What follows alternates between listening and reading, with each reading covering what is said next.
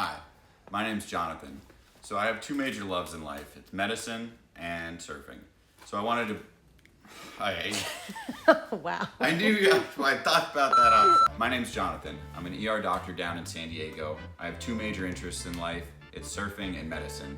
So I grew up here in San Diego. I've always loved surfing. I ended up going to UCSB up in Santa Barbara, go Gauchos. I really love surfing, and that was one of the major reasons why I went there. From there, I ended up going to St. Louis.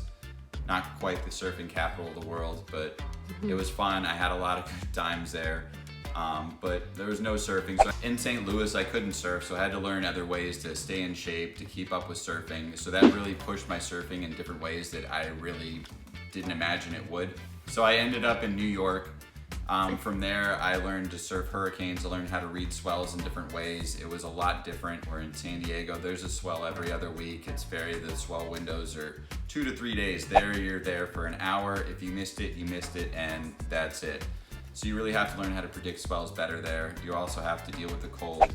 Here I'm in a 3-2 almost year round, except for a few months out of the summer. There, wintertime, 6'5", hood, boots, you're just uncomfortable. It's a different situation. I was on Long Island for 3 years doing residency. I worked through all the ICUs. We were the biggest trauma center on the eastern end of Long Island. We saw a lot of car accidents, a lot of boat accidents. We even saw some airplanes that went into the water, some water rescues. We saw a lot of things out there that just you aren't going to see anywhere else. After that, I decided to stay there for 2 more years. I did a fellowship in ultrasound and international medicine. It was under somebody named Dr. Mallon.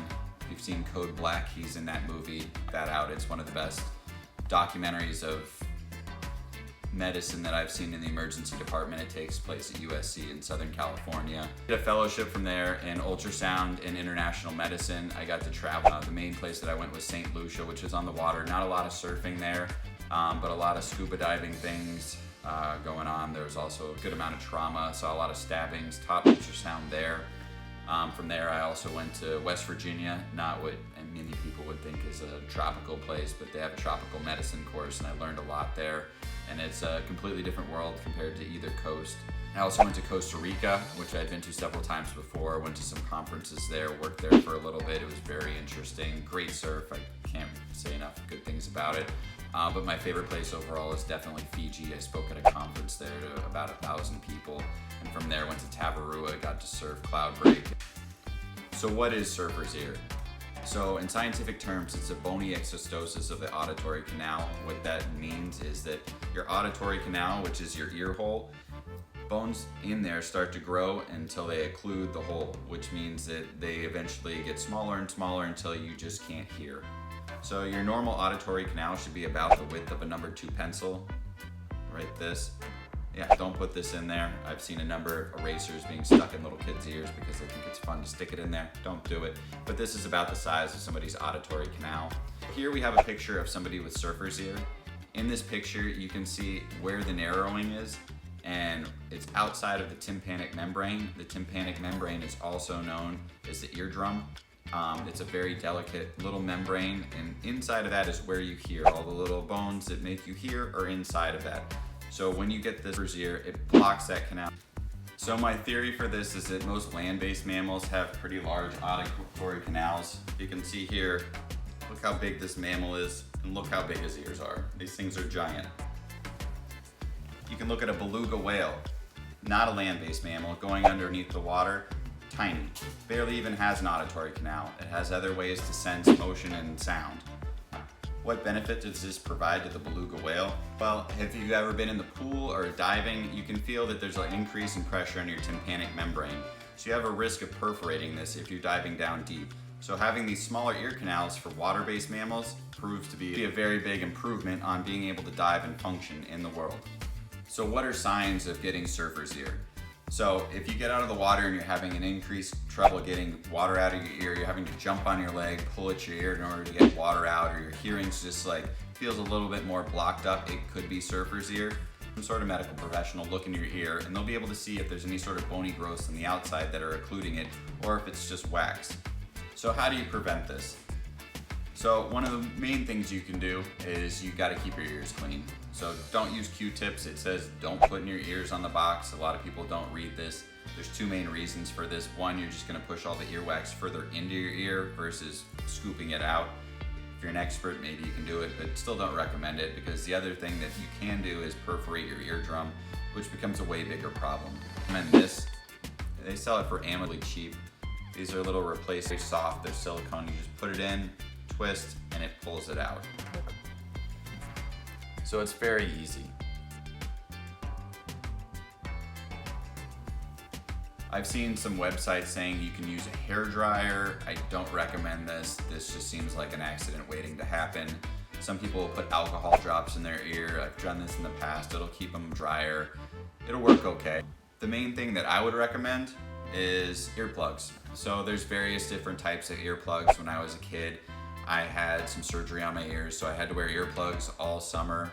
Couldn't hear anything out of them. Marco Polo, miserable. You couldn't hear anything. They've improved their game a lot. So these are Surf ears, not sponsored by them, but they're the best ones that I've tried so far.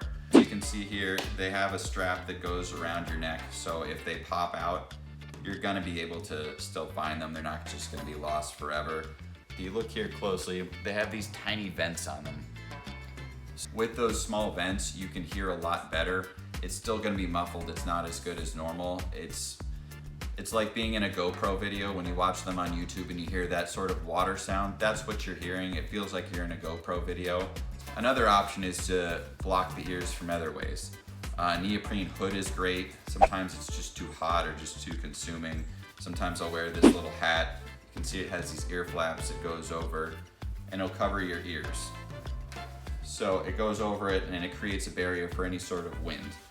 Might look nerdy, dorky, but keeps the sun out of your face. And what happens when you do get surfer's ear? So if it becomes bad enough, you're gonna need to get surgery.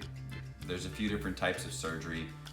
The main one is drilling. There's two ways they can do this. They can go directly in through the ear and drill off those little bony growths that are occurring. A little bit worse, sometimes they'll go behind the ear and make a surgical incision, and they'll go in and remove them. So typically the recovery time is gonna be 4 to 8 weeks.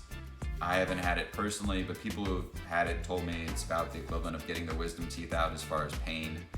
The other thing you have to think about is you have 2 ears.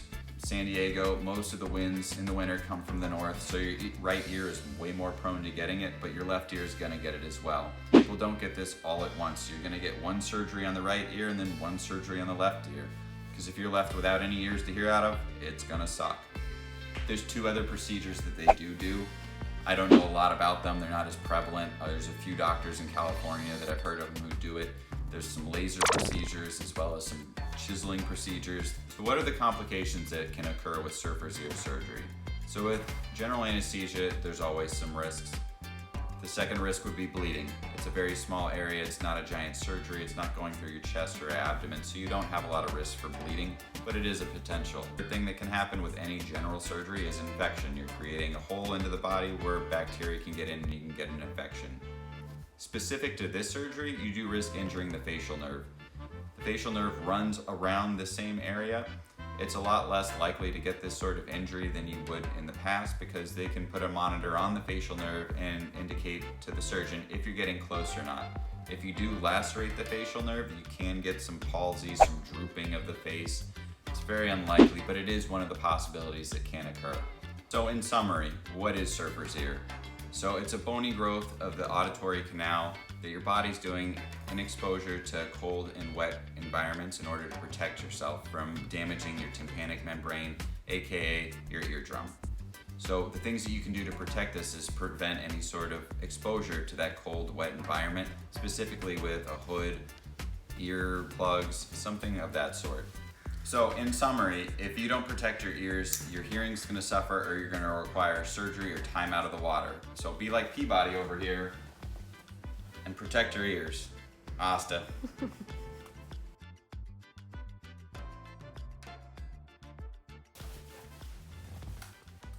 Ready for my close-up.